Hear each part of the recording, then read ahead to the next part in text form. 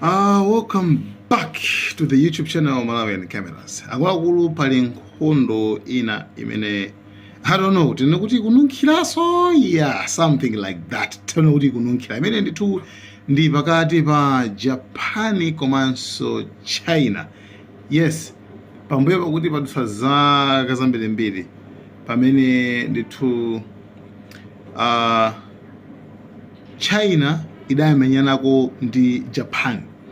Komano panapezeka kuti America idalowa mbali ya China kuthidzimula Japan pakana inakathera kumanyukiliya.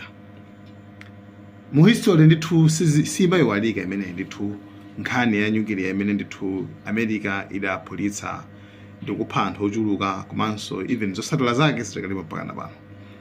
Chabwino, apa is the other way around. America ifuna ikweleno Japan kulimbana ndi China.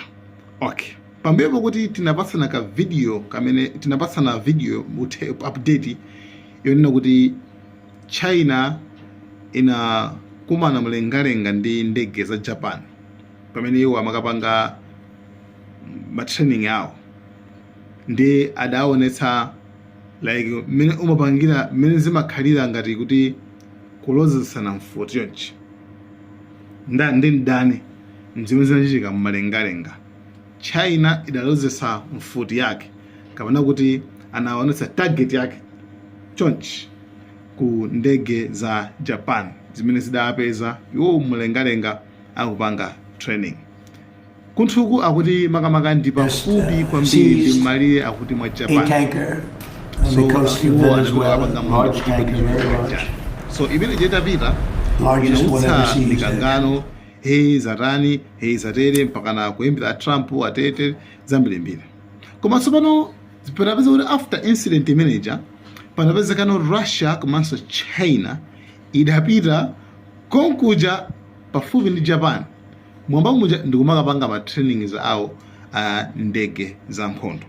Tsopano akupanga chonchija anamaliza bwinobwino mpakana zinapeza kuti iwo nkupita.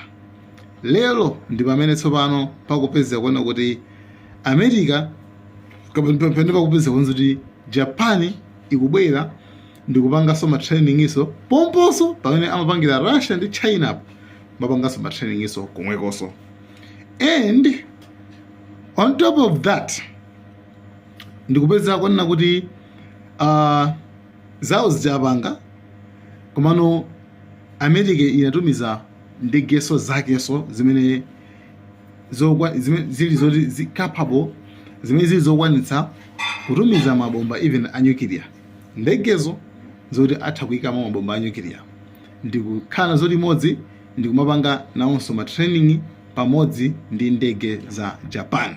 So that means pali nkhani apa yena kuti China ndi Japan tena kuti China ndi Japan zili pa mpikisano zikufana zionetsane kuti amathani ndani and tena kuti Japan kumbuyo kayeko akuti kuli America tsopano imene yaonekera yapanga zinthu moonekera kuti ife tili limodzi.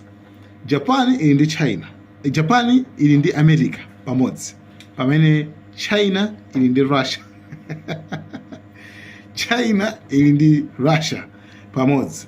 Nde anthu watsopano after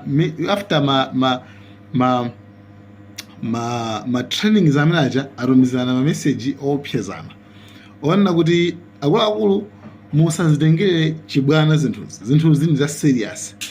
Like you know already, like Japan imafuna ionetse mphamvu zake kuionetsa China ndi Russia kuti madolo inotu mukunama kwambiri pamene iyoyo inayibereka USA America tsopano kuti ife tupange training limodzi ndi America, inu mapange training limodzi ndi Russia. So yeah, pakale pamene zinthu zimenezo kumano poyambirira tsopano China yapanga yaletsa kuti sikufuna kutani yapanga cancel ma business ngati war imeneyo, trade war imeneyo, nkhondo ku business sifuna kupanga business ndi Japan, ndege kukansula komanso kuletsana kugulitsana zakudya za seafood, zakudya za musi manyanja zikuluzikulu za mchere zicha. So pali zinthu zingapa nthu zimene China yachita ku Japan kuti pakana nayenso Japan so ku business zikhangati ikufokeraso, and pali nkhani ya export ya ma minerals, ngati kutumiza ma minerals ena ofunika ngati ma rare earth komanso zina ndi zina ku dziko la Japan, and zimene zonso afuna ndithu azikansule ngati chibalo chofuna kuchipasa Japan pa nkhani imeneyi. So pakali pano pali mpungupungwe ndithu pakati pa Japan komanso China. China ndithu ikufunitsa kwambiri panga invade Japan. So anyway, America nthawi zonse adaona kuti chimachitika nchani, koma America zotere zikamachitika yaye ndithu America imakhala kusangalala chifukwa mu 2025 ndithu akufuna ndithu iwowa agulitse, chifukwa anapanga zida zambiri after 9/11. America idapanga zida zochuluka kwambiri after 9/11. Pano pakali pano ndithu afuna apange empty the stock, ndithu nkhondo zichitike ndithu, and mpakana iwo aona kuti ma profit ndotani. I think nango iwaso, I think kali tumeje ndimafanda upasene video imene Trump like ama longo so nkhana business ya zida imene ndi video ndithu amayuza neto kuti tikupatsane zida zathu weapons, tikupatsane zida murenge komano then muzurumiza ku Ukraine, and komano mulipira 100%. Zida zimene tikupasani fezo mulipire 100%. So I think the video when I should give you that video kuti muonere. So panthawi imene zinthu zikuchitika chonchi ndithu America imakhala ikuombera manja kuti nayonso ipeze business mu nkhani ya zida. So iyo ndi update ya ku Russia komanso Japan komanso China ndi America, kuti kumene kuku anthu aja ayambano kukokerana mashati. Nthawi ine yonse ndithu timva zinthu kuti akuluakulu kusayithi kuti anthu akufuna atidzimulane. So mbali mazoopsa kwambiri. Mbuyo mu America inakwera China pano yakwera Japan tsopano, chifukwa mina nangasi afuna mukuzowa kale kuti pali nkhondo kale pakati pa China ndi America. So I think ankopeza somwayi kuti kuti kumavuto tenene pano kuti nayenso Japan ayipwetekesa. Japan ikula mtima kwambiri, ikula mtima komano ayipwetekesa chifukwa amene akuyipopa kumbali kuti kuzoka yedu na America ndezikhazo mmoja za ujene, chifukwa China ndi America sanga menyane face to face, fa kuzoka kale kuti China nayonso pano kwena tsogola kwambiri kumbali ya zida chitetezo chane azoka nasogola kwa bizima nyukiliya. So China ndi America sizitwanga menyane face to face, komana azitizimulana kudzera mu Japan, ndi Japan isanduka Ukraine number 2. Hey, zimene zinachitika ku konkuja ku Ukraine kumamenyana Ukraine kutizimula Russia ndi Ukraine kutizimulana ukuku kumata uwina.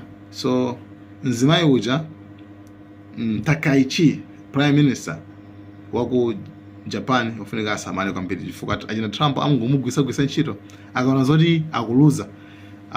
Definitely awatulukaso ngati mene antulukira Zelensky. So America si friend wabwino amene ungamkhulupirire pa ma program ngati amenewa. Iye angofuna ngogulisa ko zidazo basi, akugulisa ni zida basi mzitizimulana.